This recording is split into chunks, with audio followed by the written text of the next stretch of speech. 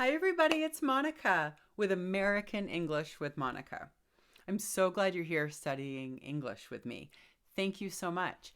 This week we have two phrasal verbs to review and a bonus lesson at the end. I'm going to add something a little extra today, so you'll want to watch the whole video. Okay, let's get started. The phrasal verbs this week: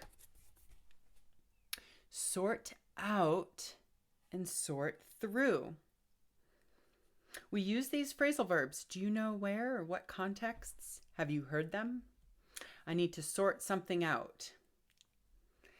When we sort out something, we fix it. We resolve a problem. We clarify some confusion. We need to sort it out. We can separate this phrasal verb. You can separate sort out. It's used for a problem or a thing we need to fix. So to fix or resolve. Now, I teach business English. If you're new to the channel, welcome. Many of my examples will be about the office. Okay? So if your manager says our clients are not happy and you need to sort it out, that means you need to fix the problem. We also use it in a similar definition when we're trying to solve like a puzzle, something we're trying to figure out. We're trying to do, let's see, for me, it would be math. The math problems took me so long to sort out, but I finally did it. Okay, so we use it also when we're trying to solve a puzzle or a math problem. Sort out. If you were successful, if the problem was solved, then you sorted it out. We didn't sort out the problem last night, so we have to have another meeting today. Let me get some water. Okay? So it means you've successfully fixed or resolved a problem. All right. Let's move on to sort through. Sort through is a little different. First of all, we don't separate it. We don't say sort it through. That sounds so wrong. We sort through something. What we sort through is when we have a number of things, like I need to sort through all of my books. I need to sort through all of my papers. Do you know what it means? To organize or arrange. Or, oh my goodness, when I talk and write, to organize or arrange. So I have a lot of papers, a lot of files in my desk drawer. I need to sort through them. I need to make them neat, put them into groups, put them into categories. Sometimes when we're sorting through something, we're trying to find something in particular. So I need my taxes from last year. I need to sort through my files until I find them. I was trying to find an article for my boss. I needed to sort through the files on my computer until I found the article. We don't separate it. Okay, sort through, to organize, to arrange. Sometimes we use it when we're searching for something. I need to sort through the files at the library until I find a particular one that I need for work. All right, do you have any examples of something you've sorted out or something you have sorted through? Let me know in the comments. Okay. I'm going to give you a bonus lesson today. Yeah. Normally, for these videos, I do phrasal verbs. And if you've been following along since the beginning of the year, thank you. You can go back and watch videos anytime. If you're here and you're new, give it a thumbs up, subscribe, like, click the bell. That would be great. I'll keep making videos to help more learners. But today I want to add a little bonus lesson.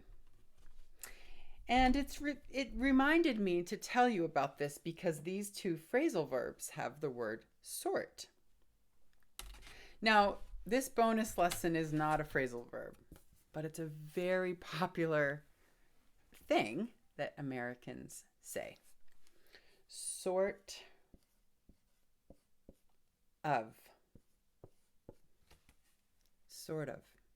Sort of. When we say it, it often sounds like one word, sort of.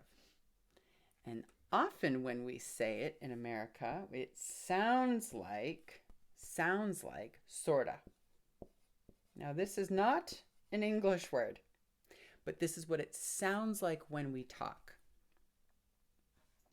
And this is used before an adjective or before a verb or before some other types of words to give it a degree, to give it some emphasis.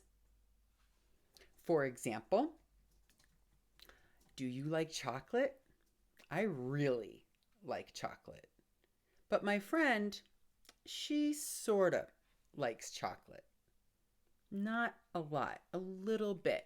So it means a little. It means slightly. Not a lot, but a little. Is it hot outside? Sorta. It's a little hot. Was the car going fast? He was sort of driving fast. So when you learn English, you've probably learned some words to emphasize different degrees. If you really like something, if something's really strong up here, we say really. Totally, extremely, right? That's going to be up here. Neutral would be. And if it's not something, no, not really. It's going to be down here. So other modifiers that can be up here would be extremely. It's extremely hot out. My job, it's pretty good. Pretty good. It's really good. It's very good. That's going to be up here. Okay, pretty and then fairly. Do you like your new job? It's fairly good. There's some things I like about it and some things I don't like about it. Fairly. So this is where we're going to have sort of. Kind of. A little. Okay. We use sort of as a modifier to explain degree. We also use sort of when, how can I explain this? When something isn't certain, it's vague. When we're describing something usually, like the color of this dress, it's sort of purple, right? It's vague. I used this example before, but I'll say it again. Do you like your new job? How is your new position at your new office? It's sort of good. I'm sort of learning. I'm sort of still getting used to it. This is very common in English, and I really want you to be familiar with that phrase, sort of. Okay? So today's phrasal verbs were sort out and sort through. And the bonus lesson, I started to talk about sort of.